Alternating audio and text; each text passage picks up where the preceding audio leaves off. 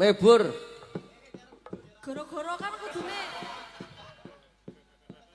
Goro-goro. Nggih. Napa? Sama siapa? Derek sekali sinten. Fotomu ki sapa to?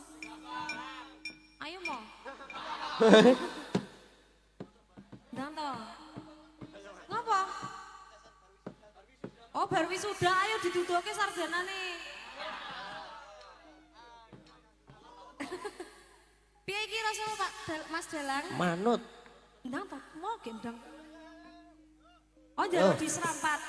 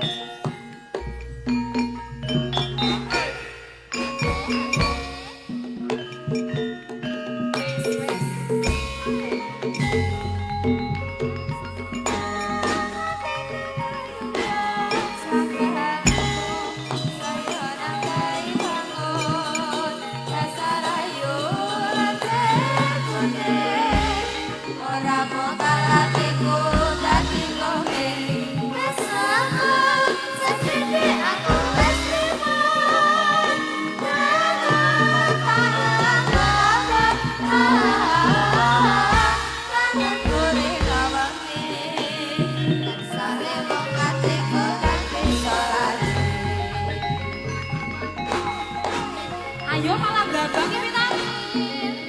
Cepat ah. Cepat.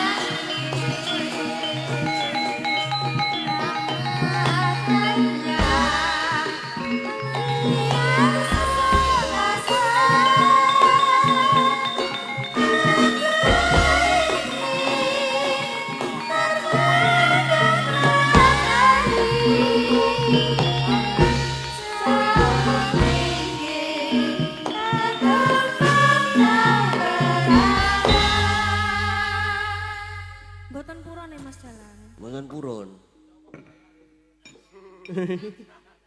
Dikat we, potong bar iki. Nggih, kayaknya sama Mbak Sinden satu lagi aja. Oke, tidak apa-apa. Mbak Iu. Mbak Iu. Ayo podang kuning. Ayo Mbak Iu. Oh, pojok dhewe wis. Ayo.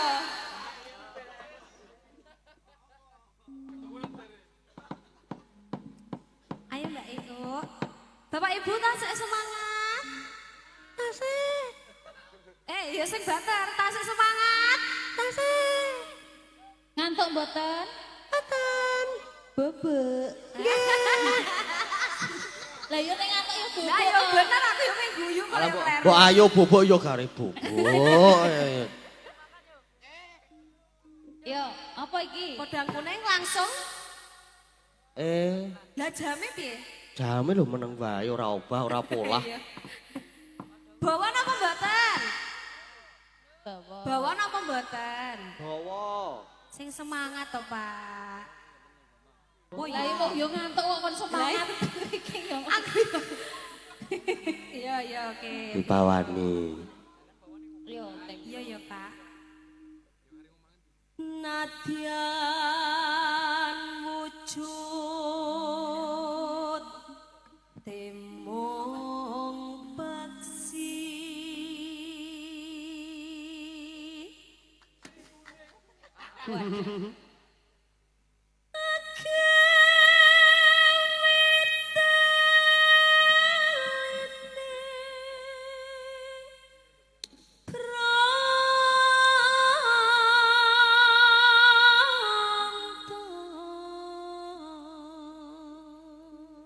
Itu ya suarane.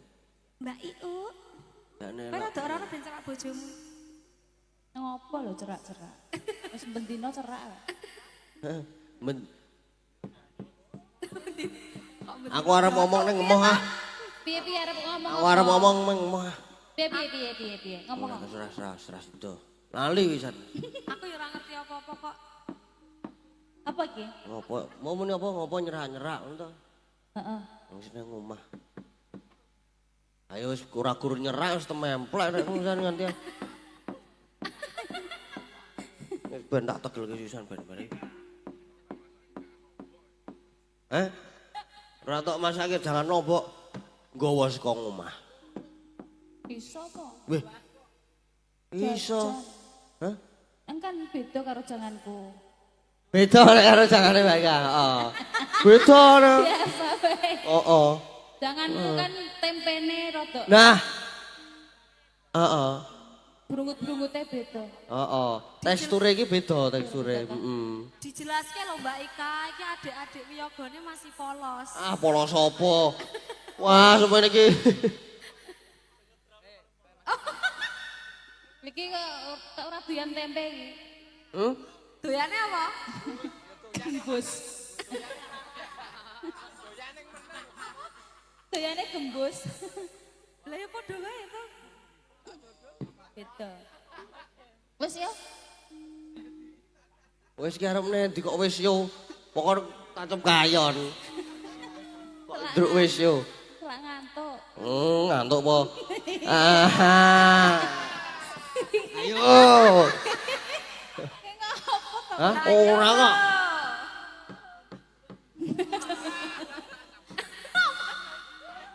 Ares yo Bene Mbak Wika kadal hutan jan.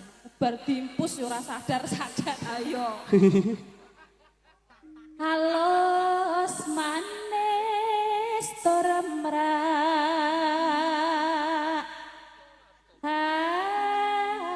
hati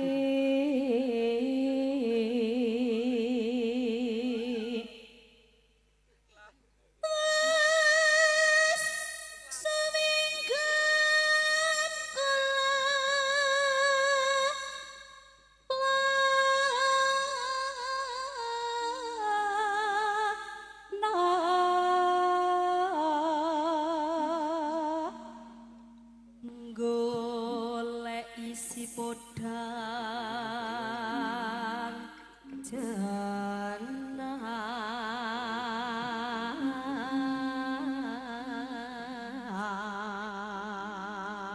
janar ibu bungae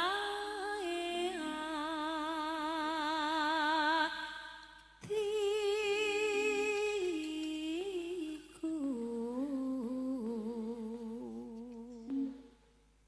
bareng.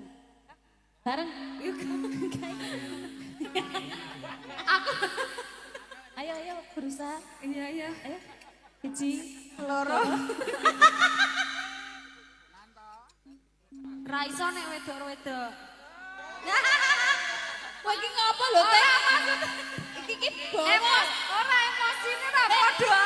Tak genahke kowe ngapa wedok-wedok ngapa?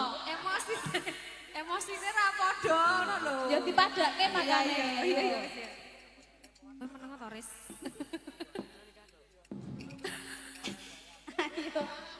Ayo. Nyanding bisa dadi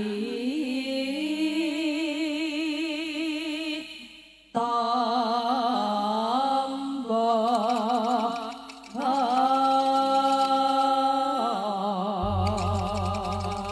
enak toh? Enak. Bareng. Nah. Tepuk tangan lho, Pak. Nah, Apa Sukses. artinya tepuk tangan tanpa saweran? wah iya bener. Matur suwun. Oke, matur sembah nuwun. Wah, wis entek gong wis request-requestane. Heeh. Iki omong karo sebone. Kae kalau disawang-sawang ki. Tak kira iki wis cukup lah. Nggone gegojekan. Wis ayo sebo kae Ndarayu Wara Sembadra. Karo Wara Srikandhi wis parang nyaket to ning Satriyan Tanjung Anom. Wis ayo gek nyaket yo. Ayo gong gek nyaket. Ayo. Reng gek nyaket. Ayo berangkat. Ngin angin mangitit milit.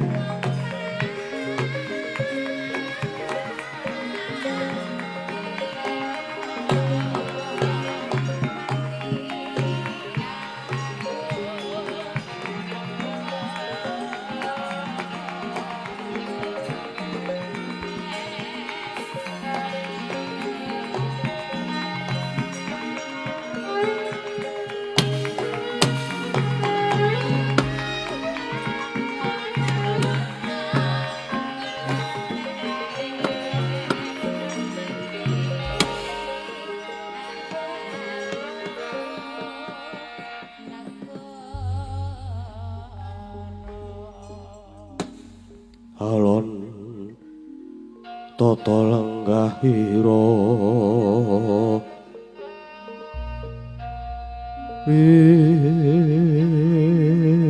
pisang marata tameng tasih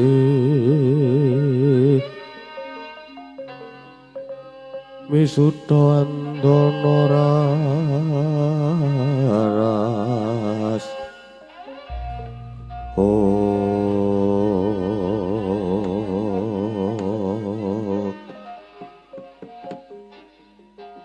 duh jimat sesemban kula Kanjeng Ibu rawuh paduka ingkang putra kepareng ngaturaken sumangga ing pabekti Ibu putraku nggih wong bagus ngaturake pabekti banget ndak tampa dadekke tego kayuwananipun Ibu nggih pangestu kuwe tampan ana kira Bimanyu nuwun kapundi ndadosaken jimat paripe Ibu Woro Sri Kandi kula ngaturaken sumangga ing pangabekti ya nggih wis ndak tampa karya bombong ing penggalih pangestunipun Ibu wae tumantu amarasira ya nggih Abimanyu.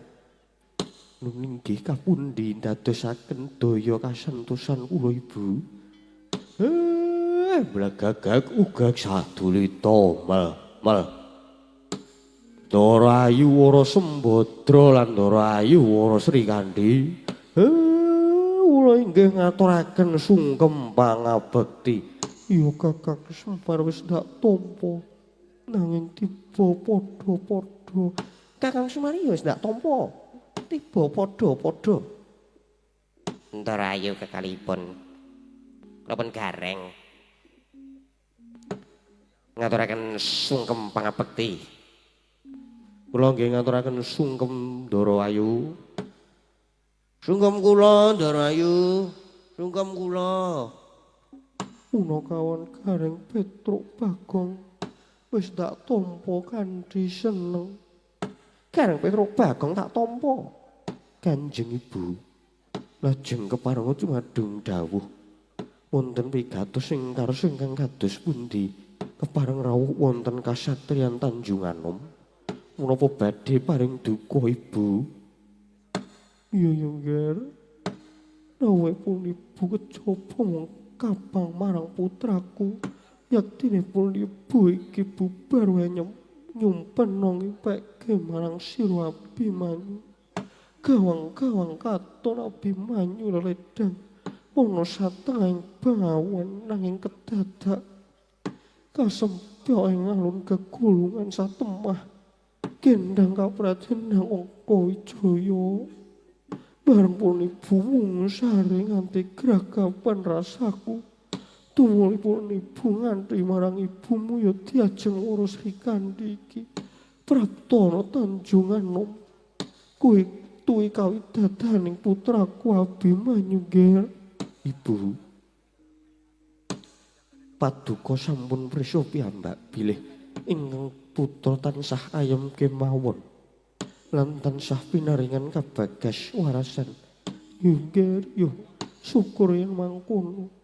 Nang jejereng Ibu nyumpena mesti wae ulang-ulang nggih Kakang Semar reh ning panjenengan kuwi disepuhke munggo sing dadi pangimpenku iki mau pralampi topo Kakang Semar. Ndara Ayu kula kinten niki kok leres niki sasmita kadose kok Ndara Abimanyu badhe nampi pacoban. Mila niki mangke kedah ingkang sami praitna lan surtite ati-ati Ndara. Nyat langening kalanggiwan aklar pantamuncar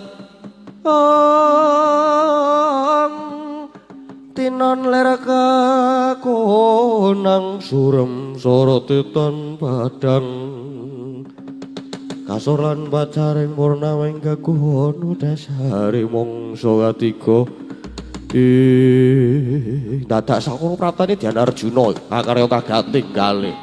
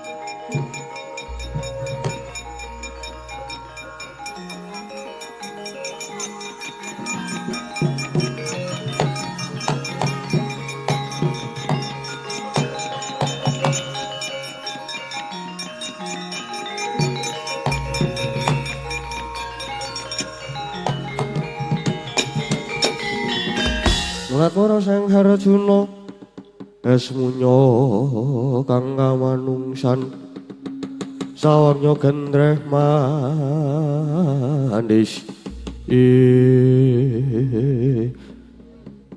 mboten nginten jebul pangeran bapakne kula rawuh ning Tanjung Anom. Ya ibune kuluk diajeng Sembadra pun kakang kang prapta. Bakti kula kudya pangeran. Ya Sri Kandi wis ndak tampa. Duh Kanjeng Rama. Sungkem pabekti kula kunjuk. Abimanyu kula wonten dawuh. Sira ngaturake pangabekti wis ndak tampa malah keporo. Pun Rama bakal paring bebungah. Duh Kanjeng Rama. Sanget ndadosaken kagiyating manah lelabetan menapa dene kula badhe dipun paringi pebebingah. Iya. Kabeh merga saka lekasmu, pakartimu kang wis ngorek-orek. Nyiprati lerah letuh mara gage rada maju mrene Abimanyu. Kowe wis wani gawe wirang. Kowe wis wani gawe eleke wong atuamu merga pakartimu sing wis ngorek-orek marang bapakmu ya Arjuna. Mula pun Rama bakal paring bebungah iki tampan ana Abimanyu.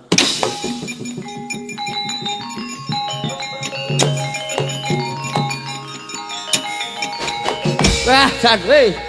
Wah, iki apa to iki?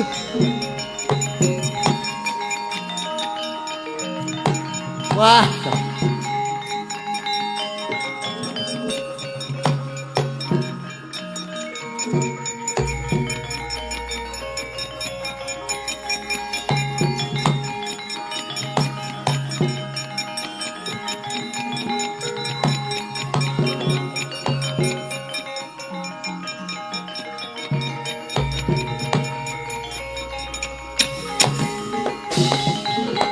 Duh, Hyang Agung. Petra ki mbok ora nang kono nutupi ya ding lali aku. Kene wae wis. Duh, Hyang Agung. Iki kepiye kok Abimanyu malah dijempalani batu-batu bat. Mangen Arjuna kok mentolo nika. Niku wau pripun? Lah kok ngerti-ngerti Ndara Abimanyu diantem.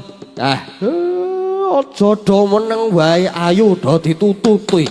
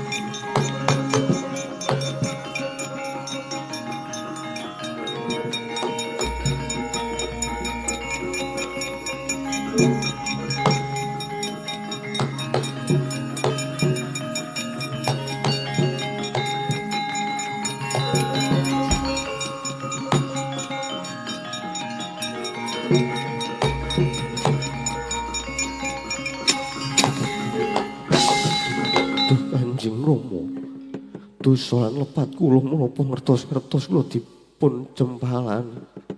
Rama, menawi ingkang putra saestu nandhang kalepatan, nadyan kapercayan kula mboten selak nanging dosa lan lepat kula menapa Rama Abimanyu. Dosamu ndok kempit, tok indit. Rumangsaku Arjuna ora nate melang anak supaya colong jupuk. Nang jebul ala kedhuamu kowe Abimanyu. Wani tumindak culika, wani dusta jamus kali masada. Aduh Rama, kula malah mboten mangertos ingkang dipun kajengaken kowe rasah kakehan selak, rasah kakehan ngumbi. Pancen kowe anak murang tata wis ngorek-orek raine wong tuwa. Bebasan ilang-ilangan ndok siji. Adile mung tak ajarnya tanpa nono Abimanyu.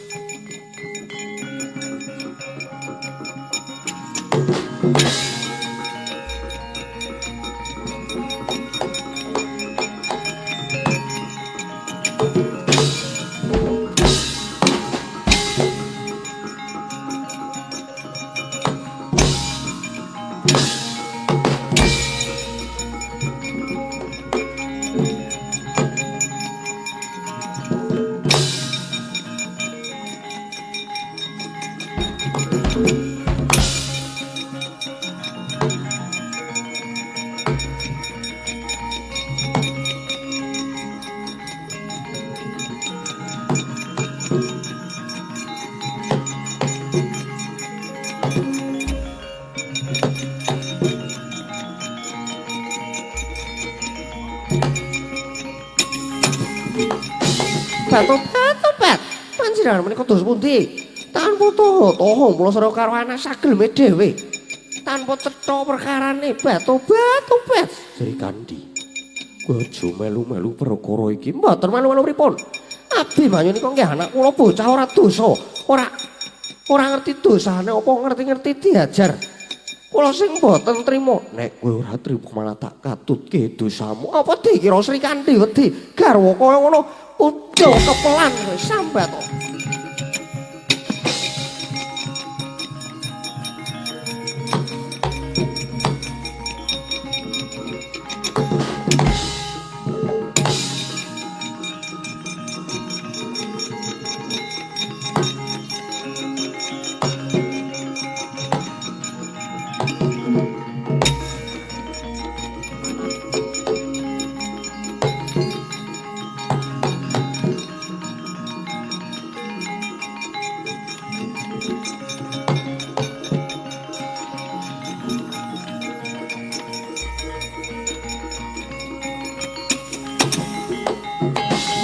Sri Kandi, kowe aja ngribeti.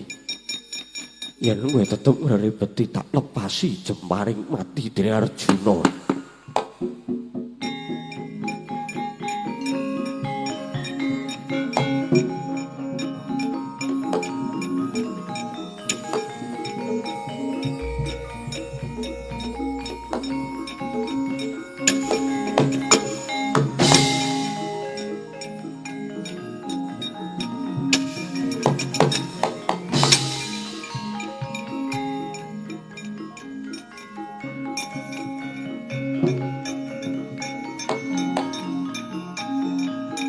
Tobat.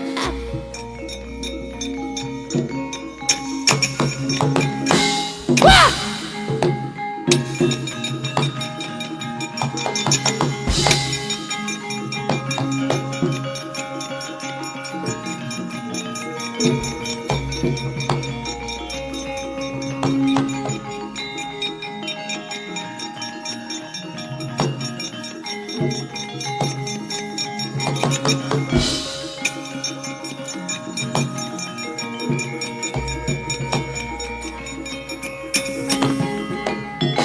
Wah, jan iki kepiye? Wah, wis jan wis wah. Malah ora karu-karuan Ndara Arjuna tegel ngajar Ndara Abimanyu nganti kuthah ludurun. Wah. Ndara Ayu Sri Kandi maju rekane arep ngewangi. Ya wong jenenge wong wedok ya tenanangan kok ya. Arep ngewangi tawani pusaka dilepasi jemparing culut. untal adoh mbuh tibane Ndara Sembadra. Ndara Sembadra niku putrane mang jak sumingkir tebe Ndara Sembadra.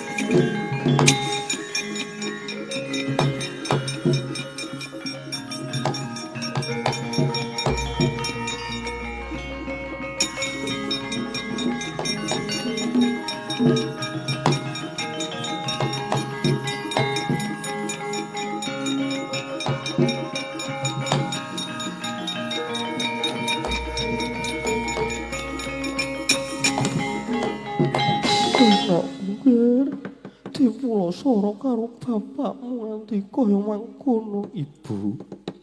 Kula inggih mboten mangertos menapa lepat kula. Iya pun ibu percaya Ger. Wis ayo Ger, alung sumingkir wae Ger. Monggo ibu.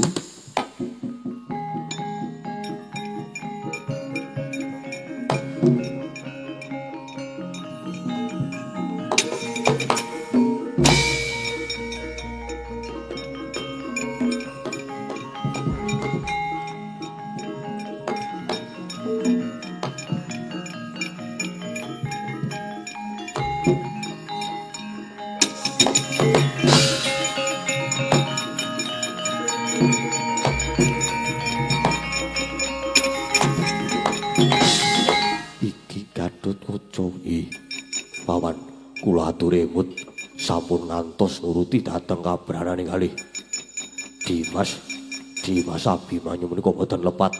Abimanyu cetha luput wis gawe wirange wong tuwa boten. Supados gamblang kula aturi nenggo Dimas Antasena Gatotkaca, kowe aja melu-melu, kowe rasah melu-melu perkara iki malah tak katutke dosamu kowe.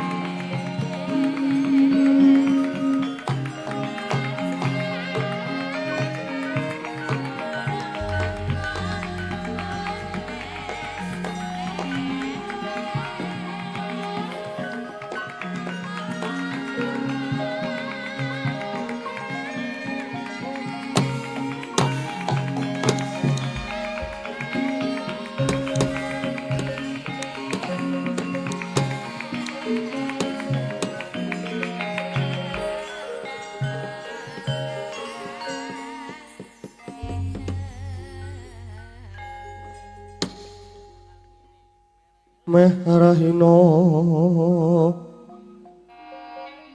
cupang yang haruna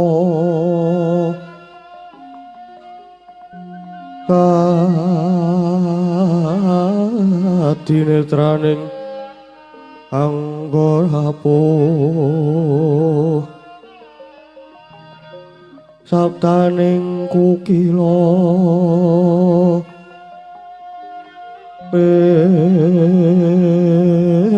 engganigara saketer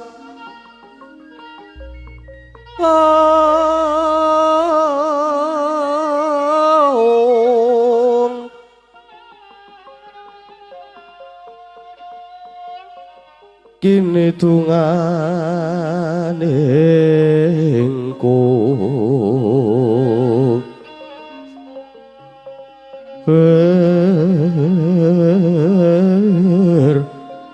sing bini kanca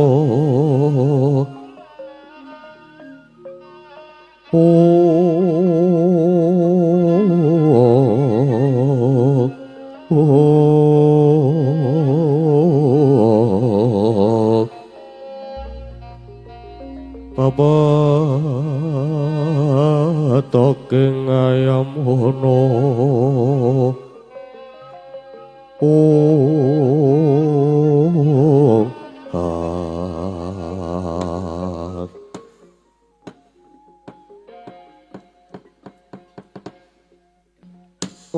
Nahing Widara Yaksa rumangsa ayem tentrem nggonku madeg Brahmana ning pertapan Widara Payung kene. Iyi, Remban. Namung keparenga nyuwun prisa lajeng menawa ingkang badhe dipun gayuh Sang Maha iku.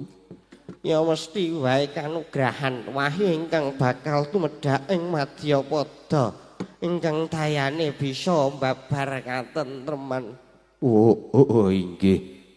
Yen mekaten kula tetep nderek paduka, Remban. Iya. Jeneng sira mesti wae tansah ndak kanthi ya mung sumene sawetara merga seka pandugaku Widara Payung bakal ana tamu Widara Yaksa. Perwara reh manguswa yo ngambrangan katikaronan ning kas wase aneng marga laku Risang kondo estrat mojo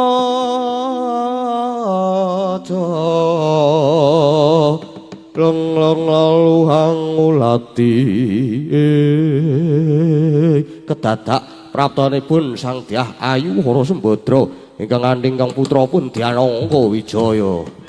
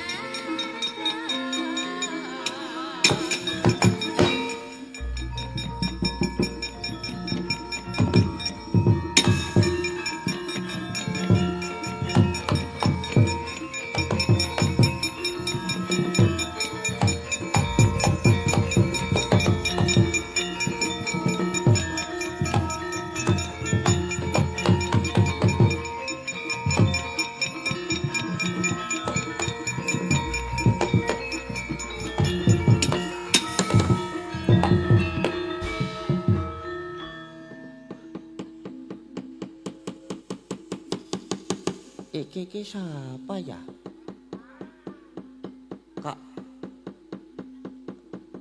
cantik rumangsaku iki. Mangke riyin ingkang rawuh menika satunggiling wanita kaliyan nem-neman bagus. Sinten nggih paduka Raden Ayu? Perempuan indang marang aku Wara Sembadra lan iki anakku Abimanyu. Oh mekaten. Lah wonten menapa kok rawuh wonten pertapan mriki? Perempuan ya merga saka cengkilinge bapakne bocah iki nganti anakku Abimanyu ora luput dijempalani kaya mangkene.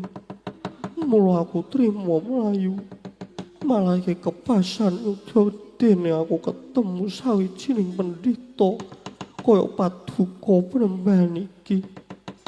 Lilakno aku nunut ngeup-ngeup ana kene ora ketemu sedih lho ya Premban. Aduh Sang Dewi, mboten kateges kula badhe duwa nanging kalenggahan menika kula badhe kisah sawetawis. Kula badhe minggasan wonten ing kayangan. Amargi menika para brahmana dipun timbali kalian dewa ing kayangan supados anekseni anggenipun para dewa badhe paring pidana dhateng titah ingkang kalepatan dhateng dewa. Lan titah menika badhe dipun cemplungaken wonten ing kawah Candra-Dimuka. Dene lepatipun titah menika krana ngertos dawah wonten ing kayangan lajeng dipun anggep ngrisak wewangunan lan pepasrene kayangan. Teko mesake temen titah kuwi.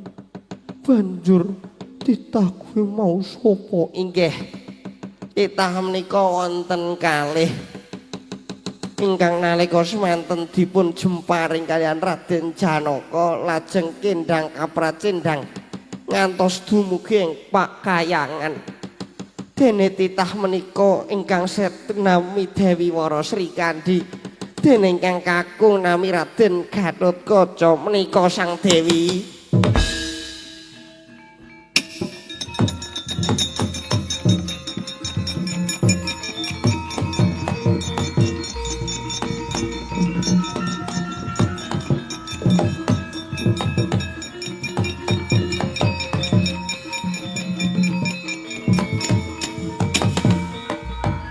Dewi Sembadra dupi midhanget sabdane sawiku. Bila titah ingkang badhe kacemuaken wonten ing kawah Candra-Dimuka menika Dewi Wara Srikandi miwah putra Raden Gatotkaca satemah saya murup kamurkane kaya ana daya pangaribawa nempuh anggane Sang Dewi. Sarirane saya mekar jelek dadi buta gedhe slanawan.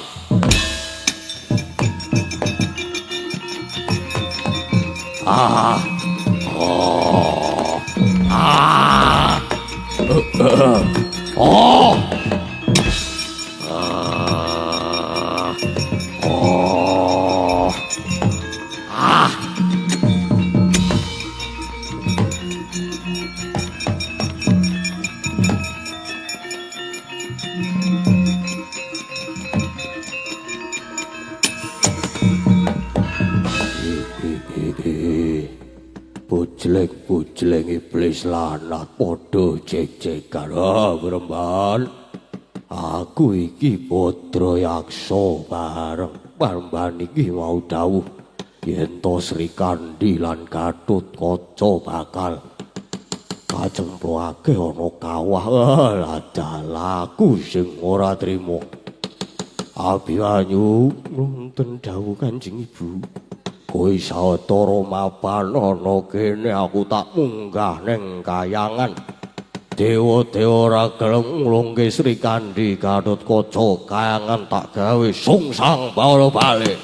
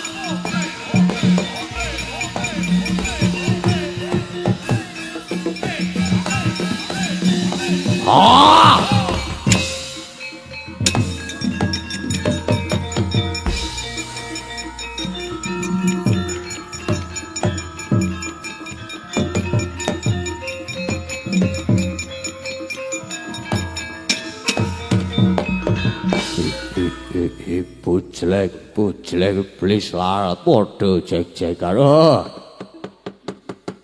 Dewa-dewa wedha nasar tumindai Sri Kandi Gatotkaca ora luput. Teko arep dicemplungke ana kawah. Korisela watangkep iki tak dobrake. Tak jebole kayangan tak obrak-abrik kaning atiku.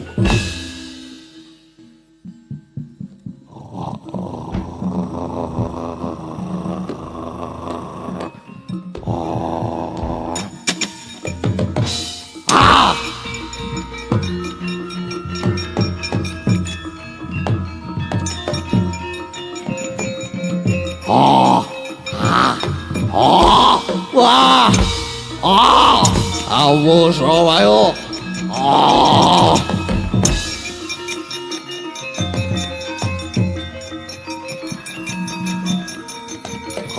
Ayo, dewane kon tekan kene.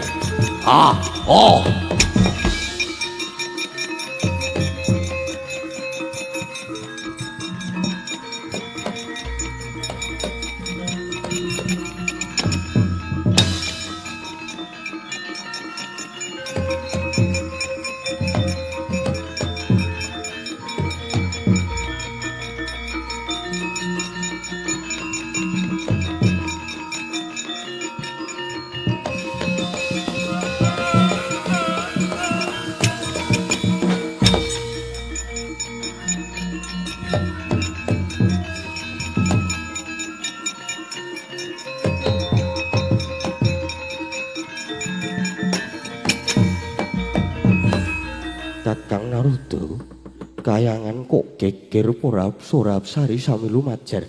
Mengsah palang mumbuk bentus wonten menapa Kakang? Kencang Maruda yang Pak Pong kali cudi sapa sing gawe. Menika wonten pangamuk ing buta Adi Guru. Yaksa sinten Kakang? Lah mangke nggih dugi mriki.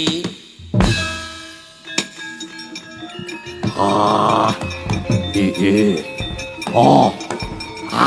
Wah. Iki.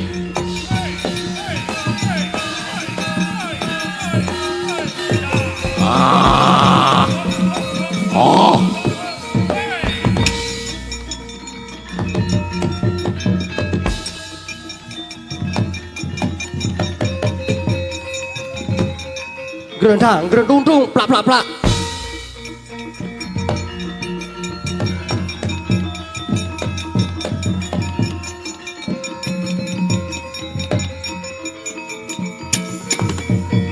Oh, acara iki sing tak goleki. Bathara Guru. Iya Yaksa, kita iku sapa? Oh, aku iki buta klayang abur kanginan. Dene jenengku Badra Yaksa. Badra Yaksa dasar kepara nyata. Ngamuk punggung ning kayangan, apa karep kita merga dewa tumindak sing ora sak mestine. Nyatane wae Sri Kandi karo Gatotkaca tiba ning kayangan nanging malah mbok luputke. Monggo ngene tiba kuwi ora disengaja yo.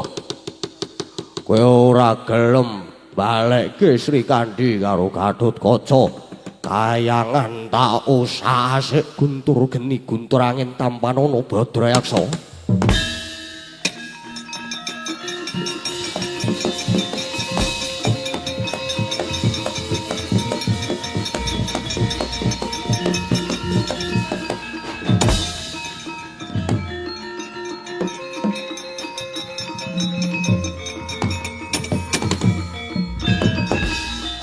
Marake gatel mian.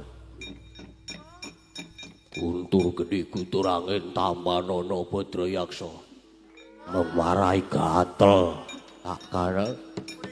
Ayo. Bathara Guru, daya mandenmu Ratu Mama. Kakang Narada buta menika teka ampuh. Lah ampuh mawon. Lah Adi Guru niku nggih aneh kok titah ora luput karo dicemplung ning kawah. Lah niku senadyan wujude buta ning ngajeke bebener, mula ya diayomi kalih Gusti. Eling lho, dieling. Adi Guru kudu eling, Adi Guru. Allah niku mboten badhe tumama ing becik. Inggih Kakang. Ulun nedha dateng kalepatan ulun yen ngaten Kakang Narada. Sri Kandi kalian Gatotkaca supados dipun luari bebandanipun dipun suwanaken mriki. Lah kuwi sing tak jaluk. Lah ngaten niku lho, nggih ngestaken dawuh Adi Guru.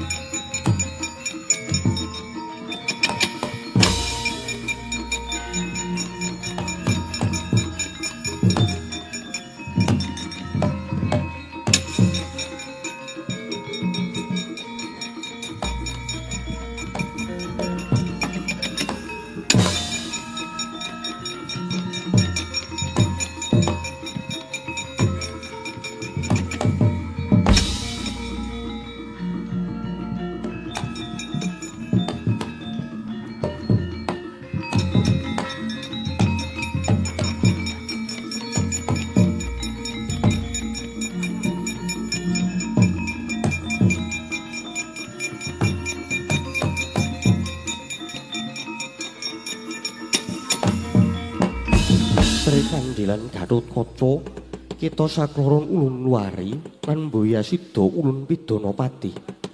Malah ulun ingkang minto aksama. Barobat matur sembah nuwun ulun. Matur sembah nuwun ulun. Badrayaksa. Sri Kandi lan Gatotkaca kanthi bali mudhun madyapada. Ya ngaturke panuwun ulun.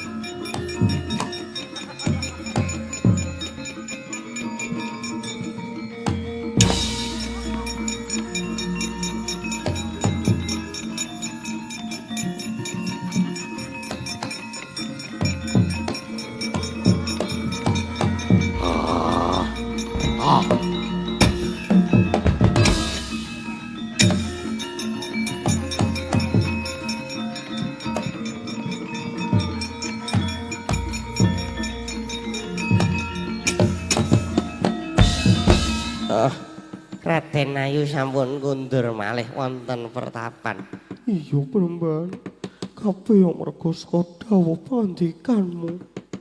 Aku wis kasembadan ngluwari Sri Kandi lan Gatotkaca. Nggih. Syukur yen ngaten syukur. Ngaturaken kenging panuwun Pramban. Kula inggih nderek suwita lan nderek ngayu wonten mriki nggih Pramban. Nggih, mesti kemawon kula tampi Ndara.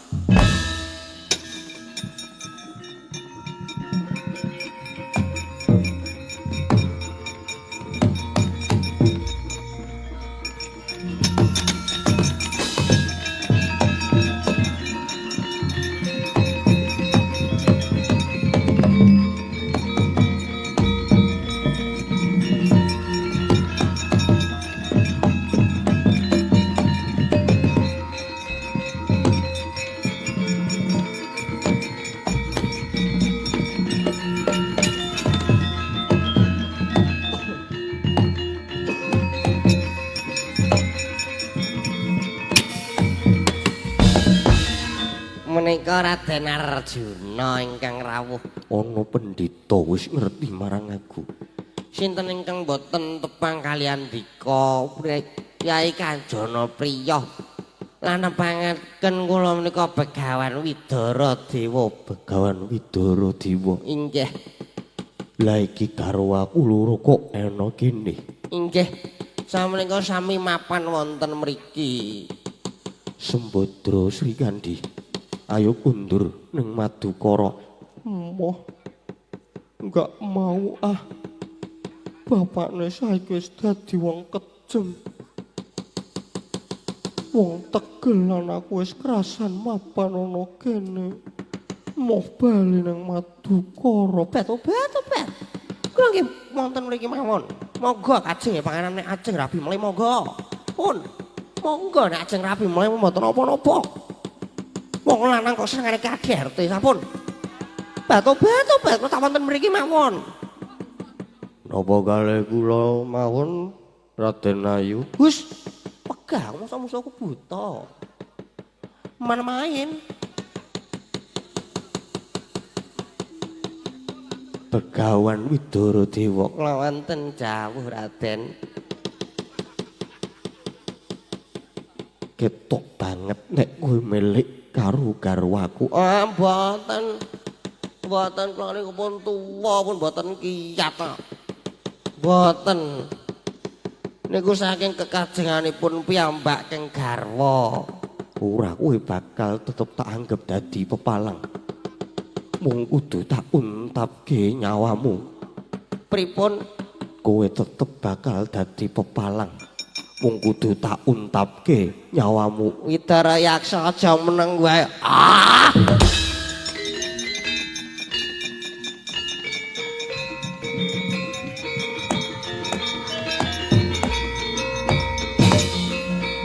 Mana malura.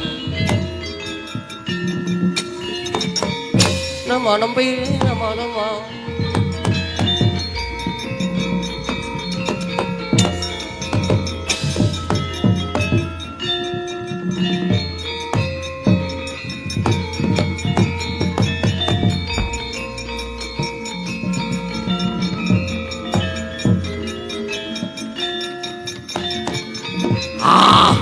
Wah. Ah. Oh. Ah.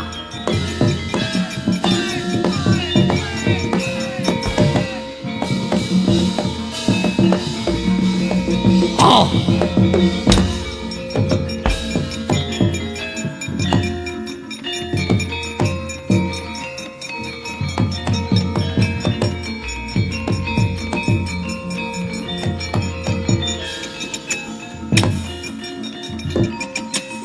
Waduh. Wah. Waduh mati ya.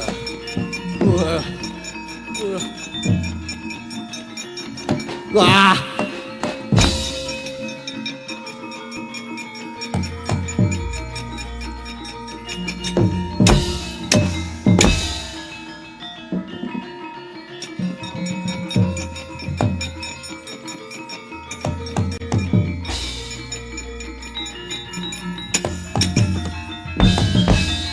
Lah kok jebul badare buta dadi Dimas Setyaki nggih. Nggih Kang Mas. Kula nderekaken pendhita kula wau. Lah pendhitane sing dadi Candre Setyaki. Mestine pendhitane nggih sinten malih Kukuh Prabu.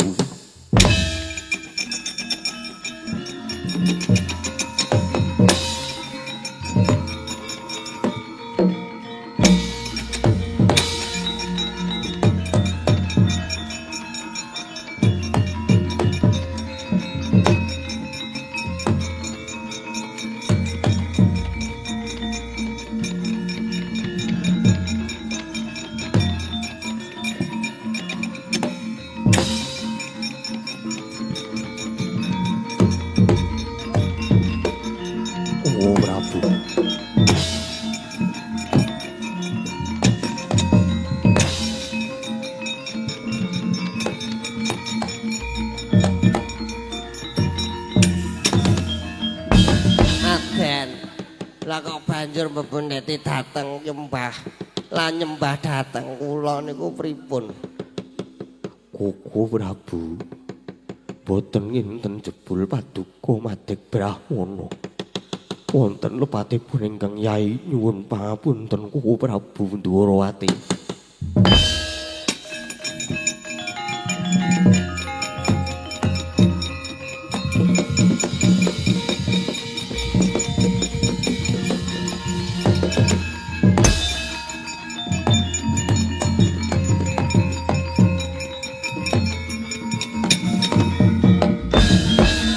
Wisnu kuwi panitise binelah dadi loro. Kresna lan Arjuna. Nanging merga saka petengmu nganti ora bisa. Nganti ora bisa ngerti yen